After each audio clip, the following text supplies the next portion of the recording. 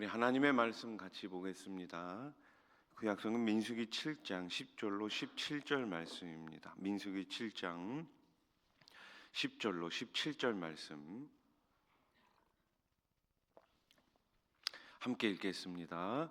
제단에 기름을 바르던 날에 지휘관들이 제단의 봉헌을 위하여 헌물을 가져다가 그 헌물을 제단 앞에 드리니라. 여호와께서 모세에게 이르시기를 지휘관들은 하루 한 사람씩 제단의 봉헌물을 드릴지니라 하셨더라. 첫째 날에 헌물을 드린 자는 유다 지파 암미나답의 아들 나손이라. 그의 헌물은 성소의 세겔로 130세겔 무게의 음반 하나와 70세겔 무게의 은발이 하나라. 이 두 그릇에는 소재물로 기름 섞은 고운 가루를 채웠고 또 10세겔 무게의 금그릇 하나라. 그것에는 향을 채웠고 또 번제물로 수송아지 한 마리와 순양 한 마리와 1년 된 어린 순양 한 마리이며 속죄제물로 순염소 한 마리이며 화목제물로 소 2마리와 순양 5마리와 수염소 5마리와 1년 된 어린 순양 5마리라. 이는 암미나답의 아들 나손의 헌물이었더라. 아멘. 좀 특이한 수도원이 있었습니다. 그 수도회에는 많은 수도사들이 기도 생활을 하고 있었습니다. 이 수도원에서 한 가지 엄격하게 지켜야 하는 규율이 있었는데 그것은 바로 침묵이었습니다. 하루 24시간 동안 절대로 말하지 않고 침묵을 지켜야 했습니다. 단 한 해 마지막 날이 되면 수도원 원장에게 2마디의 말만 할 수 있도록 허용되었습니다. 어느 날 이 수도원에 새 수도사가 들어왔어요. 그의 마지막 날이 되자 수도원장이 그 신참 수도사에게 할 말이 있으면 해보세요 라고 이야기했습니다. 신참 수도사는 규율에 따라 2마디를 했습니다. 침대가 딱딱해요. 수도원 원장은 고개를 끄덕이면서 계속해서 침묵 수행을 하도록 했습니다. 어느덧 1년이 지나고 그 다음에 마지막 날이 되었습니다. 수도원장은 그 수도사에게 다시 할 말이 있는지 물었습니다. 수도사는 이번에도 딱 2마디로 대답합니다. 음식이 나빠요. 세월이 흘러 이제 3년차 마지막 날이 되었습니다. 그 수도사는 수도원장을 찾아갔습니다. 그리고 2마디로 이야기합니다. 전 그만두겠습니다. 그 말에 수도원장은 고개를 끄덕이면서 이렇게 말했습니다. 당연한 일이요. 당신이 지금까지 한 말이라곤 온통 불평뿐이었어. 이 사람은 상황에 매인 인생을 살아가고 있었습니다. 감사는 사실 모든 것을 갖춘 사람이 하는 것이 아니라 하나님의 은혜를 깨달은 사람만이 감사할 수 있습니다. 누구라도 불평거리가 없을 수 없겠죠. 그러나 감사하는 사람에게 가서 물어본다면 그분 역시 왜 불평할 것이 없었겠느냐라고 말하겠지만 그 사람은 하나님의 은혜를 직접 먼저 체험했기 때문에 그 입술에서 감사가 흘러나오는 것입니다. 우리의 삶도 바로 이러한 삶이 되어야 할 줄로 믿습니다. 누가 감사할 수 있습니까? 누가 헌신할 수 있습니까? 하나님의 은혜를 체험하고 그 은혜를 깊숙이 경험한 사람만이 오늘 감사할 수 있고 오늘 주님께 헌신할 수 있습니다. 자, 오늘 본문은 그 은혜를 깨닫고 헌신된 삶을 살라고 우리에게 말씀하지요.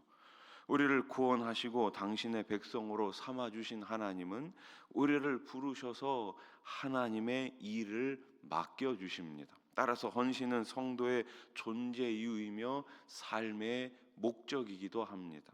하나님은 이스라엘 12지파 지휘관들에게 12지파니까 각 지파마다 지휘관이 한 사람씩 12사람이 있었겠죠. 그래서 뭐라고 말씀하세요? 11절 말씀 보세요. 여호와께서 모세에게 이르시기를 지휘관들은 하루 한 사람씩 제단의 봉헌물을 드릴지니라 하셨더라. 아멘. 하루에 한 사람씩. 언제까지요? 끝이 없어요. 계속해서 헌신해야 하는 거예요. 12일간 매일 한 사람씩 봉헌 예물을 드리라고 하신 것은 헌신이 일시적인 것이 아니라 지속적인 것임을 깨닫게 하기 위해서입니다. 하나님이 우리에게 요구하시는 헌신은 어느 날 갑자기 모든 것을 제가 바치겠습니다 라는 식으로 헌신하다가 시간이 지나면 언제 그랬냐는 듯이 식어지는 그런 것이 아닙니다. 교회에도 많은 헌신자들이 있죠. 많은 일꾼들이 있습니다. 아마 지난 세월 우리 교회 48년 동안 많은 헌신자들, 많은 일꾼들이 있었을 거예요. 하나님이 기뻐하시고 하나님이 찾으시는 사람은 어떤 사람일까요? 묵묵히 자신의 자리를 끝까지 지키는 그런 헌신자들이 아니겠습니까? 오늘 이 새벽에 나오신 여러분들이 그 헌신자, 하나님께서 기뻐하시고 하나님께서 찾으시는 아름다운 충성스러운 헌신자들 되시기를 주님의 이름으로 축원합니다. 유다 지파가 제일 먼저 봉헌 예물을 드립니다. 12절 말씀 보세요. 여호와께서 모세에게 이르시기를 지휘관들은 하루 한 사람씩 제단의 봉헌물을 드릴지니라 하셨더라. 아멘. 제가 잘못 읽었네요. 12절 다시 읽겠습니다. 첫째 날에 헌물을 드린 자는 유다 지파 암미나답의 아들 나손이니라. 아멘. 어느 지파요? 유다 지파. 하나님이 유다 지파를 장차 오실 메시아의 조상으로 선택하시고 이스라엘 모든 지파의 지도자가 되게 하셨습니다. 그래서 이스라엘 역사상 이 유다 지파가 자주 등장합니다. 또 먼저 등장합니다. 이 영광은 전적으로 하나님의 은혜로 말미암은 것이죠. 우리가 하나님께 특별히 헌신할 수 있도록 부름 받은 것, 이것이 바로 은혜이고 특권인 것입니다. 이 특권을 우리는 가볍게 여겨서는 안 돼요. 그 은혜에 온 마음으로 감사하며 전심으로 헌신할 수 있기를 바랍니다. 각 지파가 봉헌한 예물을 살펴보면 제물로 바친 짐승이 몇 마리인지 알 수 있어요. 그런데 번제물이나 속죄 제물보다 화목 제물이 월등히 많음을 알 수 있습니다. 번제물과 속죄 제물은 대부분 하나님께 아니면 제사장에게 드리는 거예요. 이 번제물은 전부 다 태워버리잖아요. 사실 남는 게 없어요. 그런데 어땠습니까? 이 화목 제물은 일부분만 제사장에게 드리고 나머지는 다 드린 사람과 그 사람과 함께하는 사람들이 가질 수 있는 거예요. 쉽게 말해서 파티를 벌일 수 있는 거예요. 화목제는 하나님의 축복과 구원에 감사해서 드리는 감사의 제물이죠. 하나님이 다른 제물보다 화목 제물을 월등히 많이 바치게 하신 것은 곧 하나님의 백성에게는 무엇보다가도 감사가 넘쳐야 하기 때문이에요. 그 감사를 나 혼자 누리는 것이 아니라 우리 가족들과 우리 이웃들과 함께 그 제물을 통해 가지고 나온 그 고기를 나누면서 파티를 벌이는 거예요. 즐거움을 나눴던 거예요. 우리 삶의 현장에는 때로는 감사보다 어때요? 불평과 불만의 요구가 더 많지는 않습니까? 그러나 우리 삶을 돌이켜보면 감사할 제목들이 얼마나 많이 있습니까?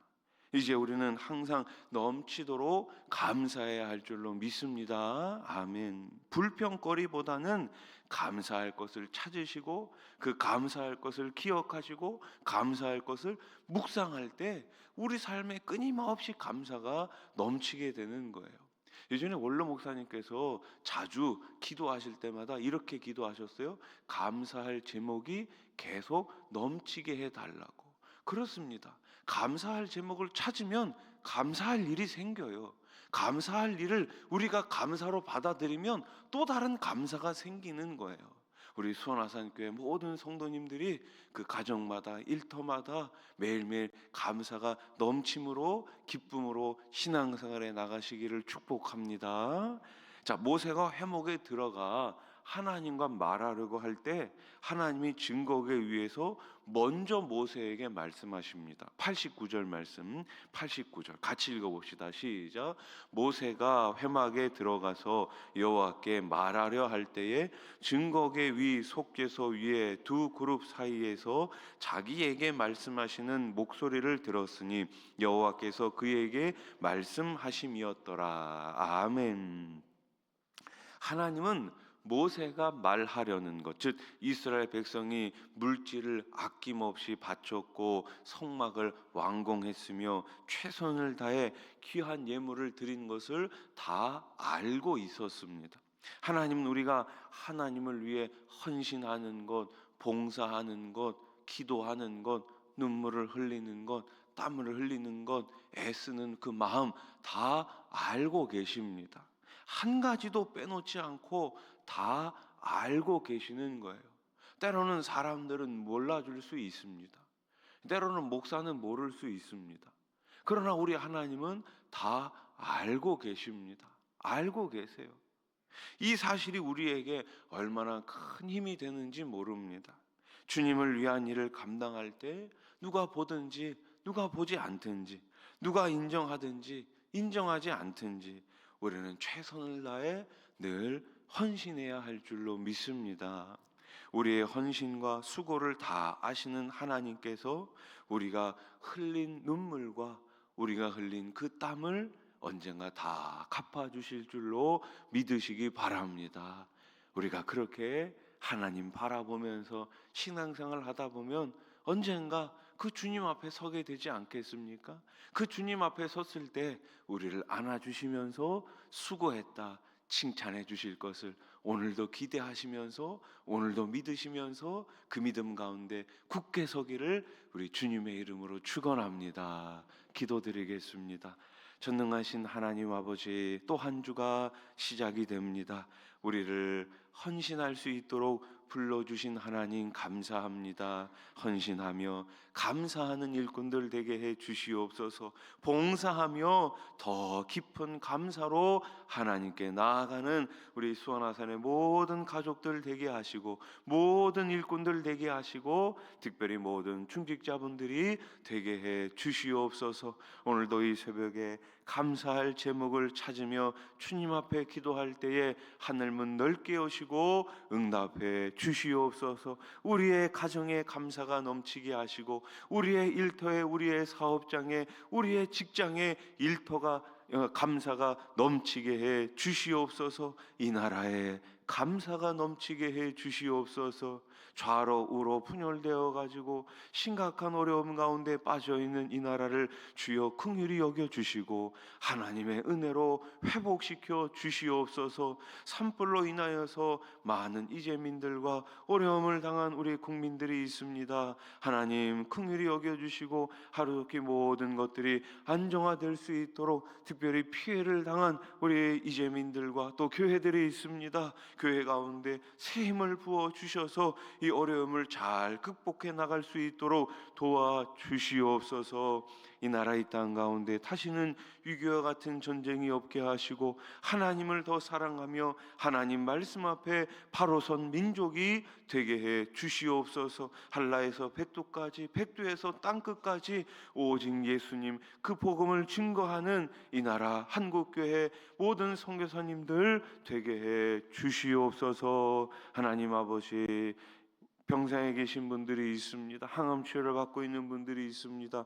연로하신 어르신들이 있습니다. 이 시간 찾아가 주셔서 예수님 그 십자가 보혈로 어루만져 주시고 깨끗하게 치유해 주시옵소서. 예수님의 이름으로 기도드립니다. 아멘. 하늘에 계신